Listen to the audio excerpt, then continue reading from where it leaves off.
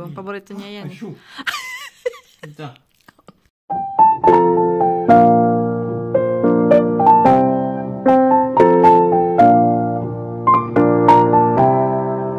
Dito po ako sa garden mo. Umuulan, nagtatagiste. Kumbaga sa Bicol, nagtatagiste. Paunti-unting ulan po. So, ayan, nandito po ako at ayan, medyo nagfo-frost na ng konti yung mga leaves ng kalabasa, no? So, malapit-lapit na po sigurong, tsaka nagko-color yellow na po doon, natingin niyo po. Yun yung pong mahirap. So, dapat yung kalabasa itanim ng mga siguro May. Yan, May po. May, dapat itanim nyo na po para at least October, ano na po sila, ha-harvested na. Hindi po pwede, hindi po sila pang winter na, ano, na, tawag nito, na vegetable dito sa France. Hindi pwede sila pong itanim ng late. So, siguro mga May po para ma-enjoy po yung harvesting. Kasi ang dami pong bunga, kaya lang, wala na pong time. Gahol na yung oras na po. So, ayun yung shoe bruxel, yung potato, patatas. Lumalaki na yung patatas. Ayan. Ano na po yung, mabagal na po yung paglaki nila, gawa ng wala ng masyadong sun at malamig na po yun. So, medyo mabagal na po yung paglaki ng mga ating mga vegetable. Except ang ating mustasa. Mustasa is good for winter, I think. Yan, nagtanim ako doon. Tanim po ako dito. Titingnan natin kung tutubo na. But the mustasa is really good. Ayan. So, yung mga Pilipina pong nasa ibang bansa, na halos kasing weather namin dito sa France na may winter. Ayan, guarantee po na yung seeds ng mustasa ay galing po sa Pilipinas. At bigay po yan sa akin ng aking mahal na kapatid ni bro. Ayan, galing po yan kay kapatid kay ano. So, ayan po. So, kung makikita niyo po, giant po sila. As in, sobrang laki. But, may ano po ako, may kinuha po kami, di ba pong ano, yung yung lupang yon. So, I think that's one reason kung bakit masyado siyang mataba. So, tapos ngayon po, kinikip namin lahat ng, ang tag nito, lahat po nung, tain ng mga manok, yun, dinadry ko po yun, nilalagay ko po, binabaong ko malapit sa puno ng mga gusto ko pong patabain. So, yan po. Kasi isa rin po yun sa ginagamit na pampataba ng mga agriculture na ayaw ng mga nag-organic po, no po. So, hindi po sila gumagamit ng chemicals. So, na ginagamit nila po ay is mga ganon, yung manure. So, yun. I-try nyo po na pagka meron po kayong garden, pwede po kayong kahit 2 manok, 3 manok. Kami po 4. So, meron po kaming eggs every day. Isa pa lang po yung nangingitlog, but soon kasi in-explain po nung doon sa bilihan na yung ano po, yung manok 6 months bago po nangingitlog. So, pag gusto niyo pong makita na malapit ng mangitlog, dapat yung tipaklong ba yun? Yung tipaklong po nila is dapat ano na siya, malaki na yon. So, ganun po yung pagkita ng age ng manok. But wag naman yung masyadong malaki na kasi ibig sabihin yung naglalaylay na, ibig sabihin matanda na kasi ang lifespan lang nila is 5 to 8 years. Yon. So, kukunin nyo lang po yung medyo in the middle para alam nyo pong hindi masyadong bata at hindi masyadong matanda. Kasi hindi po siya maglilay ng eggs before 6 months. Ayan. Lalo na pag winter, medyo delay din yung paglilay ng eggs nila. So, ganyan po. Yung ulam namin ni Frank, kasi wala po si Sam. So, gagawin ko po, ito yung sili, no? Yung sili. Ayan. Ay! Nauntog ako. Sakit. Kasi, ito po yung lagayan ko po. Fairforge ito. Wow, sakit I love yung ganito pong lagayan ng plato, no? So, yung kita po lahat. I love that. So, ayan. So, kailangan ko po siguro tong ayan na. How do you say this one? Lalagyan ko po ng water kasi 'di ba inasinan po natin, no? So, kailangan po nating tanggalin yung asin. So, ibababad po natin 'yan sa tubig. Ayan, bago natin i-use mamaya. Titikman po natin kung masarap. Kung masarap siya. So, let's try. Ayan po. Po siya. So, ayan na po yung binuro nating mustasa ng isang araw na po. Ang bango niya po, in fairness. So, ito-try po nating titikpan po natin siya mamaya. So, bababad po lang natin siya sa water. Ako pa medyo warm nilagay ko, no? Kasi para mas matanggal po yung asin. Ayan. Sobrang bango. Pag masarap, gagawa po tayo ulit. Ayan. Siyempre, pagka ganun po, hindi nyo pa po natatry yung isang something na, bawa, preserving some vegetable, mag-try po kayo ng konti. Pero, para po, pag nagustuhan nyo po, di, siyempre, damihan nyo po. Kasi, sayang naman po na lahat nyo po i-harvest, tapos at the end, hindi nyo din pala magustuhan, di ba po? So, ako ganun po yung ginagawa ko. Pagka may, bawa, in-invite ako sa ibang bahay, then after I said, wow, ang sarap naman ito. Nagtatanong pa ako kung paano gagawin. Tapos, itatry ko po sa bahay. Tapos, nagre-research po ako niyan sa YouTube, almost the same. Para kinakopy ko po yung dito, ganito pa yung ginawa niya, ganito, linagyan niya ng ganito. Doon sa kabila, hindi niya nilagyan ng ganito. So, gawin nyo na lang po yung pagka-smart nyo. Kunin nyo yung mga information sa bawat isa. Tapos, ako po, ginagawa ko. I do my small thing. Tapos, ganun po. Ganun po yung pag nag-research ako ng sa mga food. Kahit na hindi nyo po gaya nung mga sa Indian food, no? May mga spices po na wala tayo dito, no? So, you can use curcuma and curry, no? It's almost the same. Hindi naman po kailangan, kasi tayo naman hindi tayo sanay sa sobrang all the mix of these spices. So, yung tupong yun, mas masarap na rin po. Ayan. Hello. Parang hindi nangitlog si Rebel, no? Ayan. Kulong muna natin doon sa kabila. Ay, bigyan muna natin ng cereal. Ay, takot yung mga to. Ito po yung ano nila pang recompense. Ha? Itong dalawang to, hindi to matakotin. Yung dalawa tuloy, na pulang-pula at may itim na buntot, matakotin. Kaya tawakan mo mukha nito. Chuka-chucha ito eh. Siya. Ayan, lilinisan ko po yung nila, ang clue nila. Ayan po. So, i-try natin buksan yung pintuan. Tingnan natin kung lalabas sila, no po. Ayan, huhulihin natin to. Tagot ako kay Frank. Quick! Rebel. May itlog, pero may tae din po.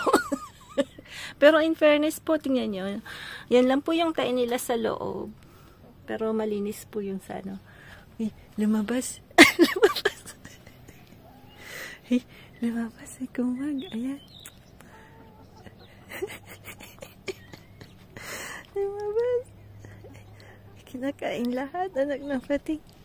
Tayo tayo nito kay Frank.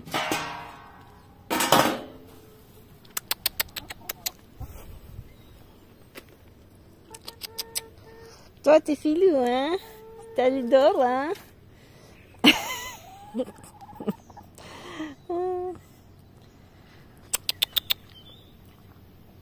Yan, isda po kami ni Frank. I-on ko lang po to. Mahilig po si Frank sa on-on, no? So, yung may kamatis po yan. Mamaya po, papakita ko po yung pag-on-on. Naman na natutunan ko lang po yung kay mama. Yan. Ayan na po yung on-on natin, no? Lalagyan ko po ng uzay. Yun yung pong, ewan kung meron yan sa Pinas. Tapos, konting kamatis. Dalawa lang po yan, ano? Kami lang pa kasi ni Frank. Tapos yung iba po piprituhin ko para iba-iba naman po. Ayan, bilutuin ko na po yan. Kasi gusto niyang kumain kami ng maaga kasi meron pong rendezvous si Sam sa orthodontist niya yon. Lalagay na siguro yung brace niya po sa baba. Ayan. So, ayan po. Pupuntahan ko po si George, bibigyan ko po siya ng fried rice na po. So, hindi po planong mag-fried rice kasi kami plain rice lang kami dalawa ni Frank. Kaya nang syempre yung dalawang matanda para sumaya naman po. Mamaya gusto niya po kasi dumalaw ako doon. Nakita niya ako kanina. So, ayan. Meron pa akong tirang ganito. Galing pa pong Pinas to. Tapos nilagyan ko lang po ng chorizo. Since po malapit kami sa Spain, so lahat po ng chorizo namin is from Spain po. Yan. Pero ano lang po yan, industrials yan ha. Hindi po yan artisanal ha. So nabibili namin yan sa Carrefour. So ayan. Tapos nakis yan. So yan po yung gagawin natin. Bibigyan natin mamaya si George. Yan na yung ano natin. Ayan. Si Frank, paborito niya po pag ganito. Yung inunon lang na po. Yan. Kasi pati yung sabaw, nagugustuhan niya. Yan. Yung ito dito po, yung galunggong sa atin, no? Macro tawag dito sa France. Ang lalaki po nila, yung malalaki pong GG yan. Yan. Yan po yung aanahin natin. Tapos yung, ano po, ito, aanin ko po siya, piprituhin ko po, no? Ayan. Ayan. Ayan yung ano natin. Anuin ko na po para, kasi initin ko yan ulit. So, off ko na po yun. Tapos ito namang, wait, nakalimutan ko yung bawang. Ako po, ang ginagawa ko, yung chorizo muna po, no? Kasi yung chorizo, tsaka yung, ang tawag nun, yung galing po sa atin na, na sausage na yan. Marami, mataba na po. So, kailangan inaano ko muna po yan bago ko ilagay yung garlic, no? Medyo piniprito-prito ko ng konti. Kasi si Sam gusto niya po, tsaka si Os gusto nila po nilang luto yan. Yan. Gusto po nilang lutong-luto yung ano.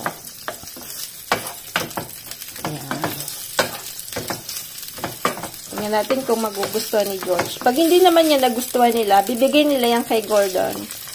Napakita ko na ba si Gordon? Yung aso po nila, yung ano po yung hunting dog yun na po. Yung Ipanyol, yung ano nun, Spanish dog ba tawag doon? Basta dito tawag po Ipanyol, no? So, ano po yun? Yun po yung dati niya. Kasi, ano po siya, si George nag-hunt dati, no?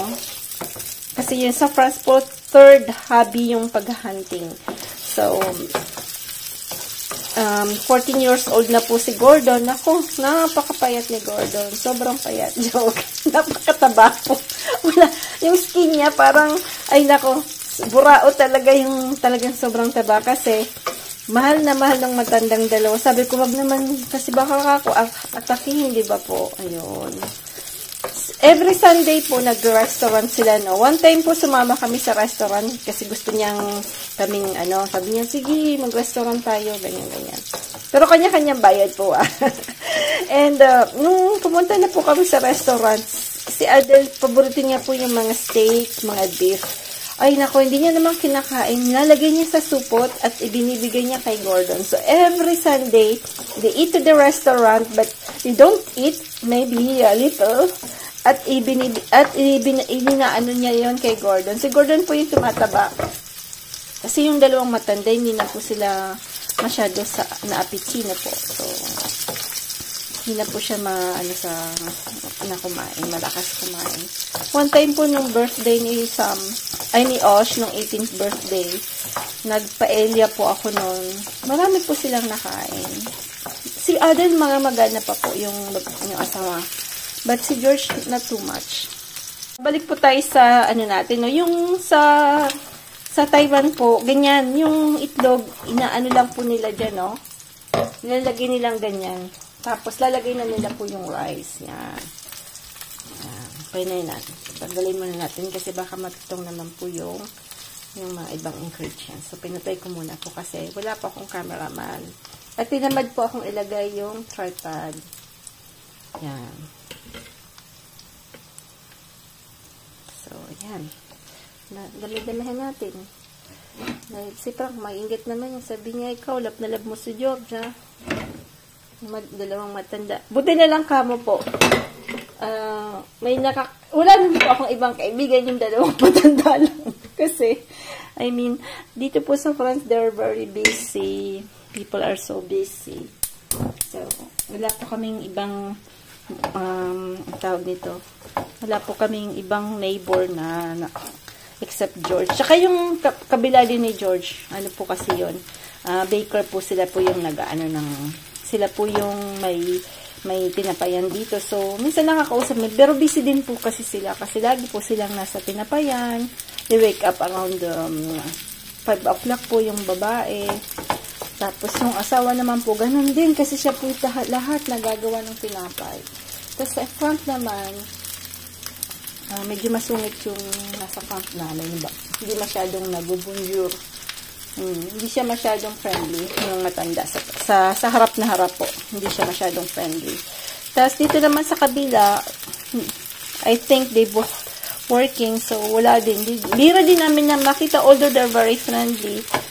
Tapos may 3 po silang anak na mga bata pa. So, syempre, nag-school pa po yun. Ang mga kaibigan nila, yung sa school ng mga sa anak nila, di ba po? Kaya, kaming dalawa naman ito, hindi naman kami masyadong, homely naman kami. Kami lang dalawang mag-asawa. Kasi parati naman kami busy. So, tsaka talagang si Frank is kailangan po rating may ginagawa. Yan. Tayan ko na muna po. Ayan. Ayan na po yung, tapos lalagyan ko na lang po siya ng greens. Ayan. Tapos ako baka po, sana naman, mag-work na si Manay Tini na konti. Kasi, siyempre, financially, kailangan mo din talagang extra money ka na po. Lalo na ngayong holiday season yun. So, ayan. Magtitina po ako ng hair. Papakita ko yung binili ko pong pangtina. Kasi, ayoko na sana pong magtina, no? Napadaldal po ako doon kay George. Grabe. Ngayon lang ako nakaroon. Siguro 1 hour po ako doon. Ay. Yan. Tapos, in fairness po, papakita ko po, masarap po siya. Kahit ganyan lang po, masarap.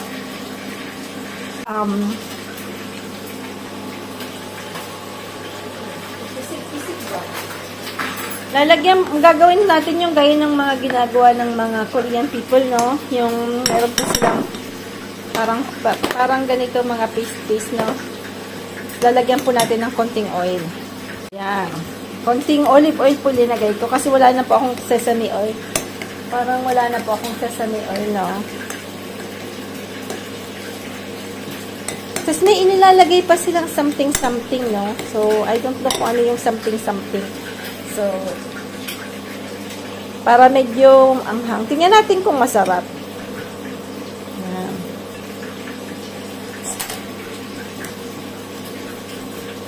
Yan. Condiment lang naman kasi siya. Napadami yata yung baka maangangan si Frank. Yan. Ako na lang kakain niyan. Pag ayaw niya, di ako na lang kakain.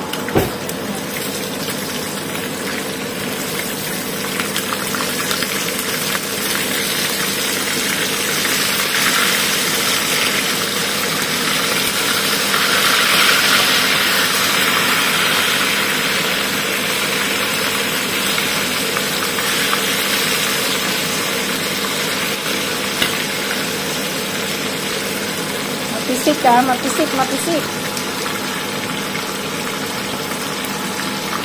Natin sinangag yung fried rice. Yan.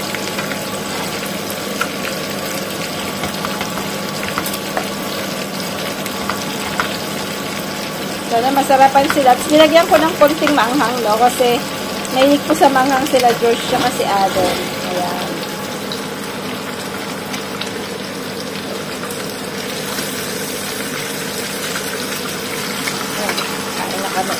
So, yan. Nagyan ko din po ng konting buro, no? We'll see kung masarap. Rabyut lang naman. Yan.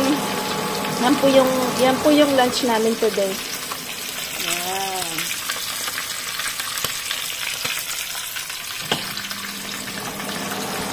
Yan na po pagkain namin ni Frank. Alors, you try this one, Frank.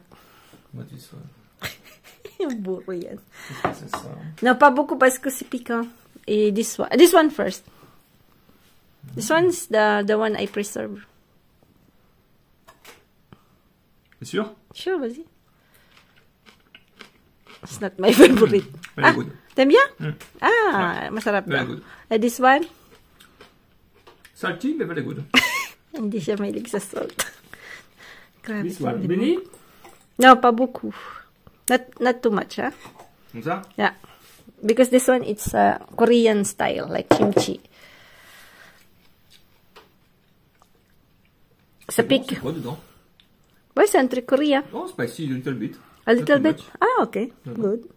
Very good. Okay. And you, now, you want to try? No, so, Come here. Hey, come here. Avec ton pyjama? Pajama, no, c'est pas pajama. Alors, what this one? No. Why you take this one macro? No.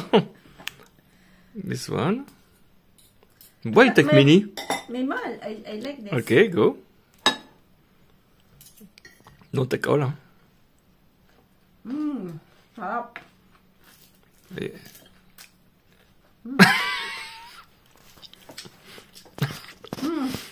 Delicious. Delicious, ok. I think I'm going to do this one again. Après, les couleurs sont belles, hein? Regarde les couleurs, regarde. Wow, many color, many contrast. Oh, only two fish? Tingnan mo kung gano'n gusto ni Frank. Inubos lahat. Non. Bonjour. Donc ça. Attends, it's one of my favorites. C'est mon poisson préféré, ça. Macro. Galunggong. Paborito niya yan. Chou. Putain. Yan po, gabi na po. Bali, ubusin lang po namin yung ginawa ko kahapon na tart. Ayan, tsaka yung panada ni Sam. Tapos, malamig po. So, sabi ni Frank, uy, mag-ano ka na lang, gusto niya daw ng Korean soup. Yan, so, di Korean soup.